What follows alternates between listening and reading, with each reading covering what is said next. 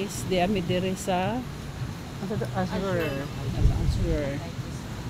Oh. Azure by the sea. Guys, oh, nice ang place. Very relaxing gid kayo. Sus atubang pa sa, di ba Apo Island na, ma'am? Oh. Oh. Apo Island, oh, tara. Oh. Yes. Dako lang siya karong tubig, ma'am.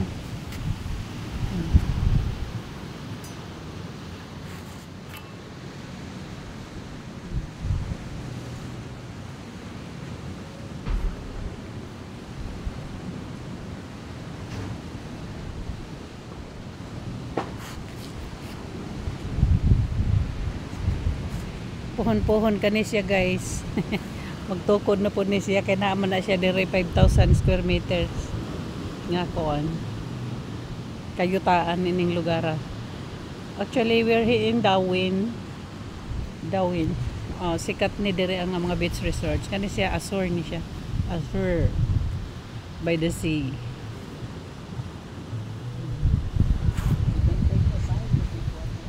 Maayong pagka-maintain, ma'am, naalaga gyud maayo. Yeah, tubang sa dagat. Yeah. Pwede gani na diha abot ang aglamisa, oh. Nga kuan. Pare bas buhol ba, ma'am ba?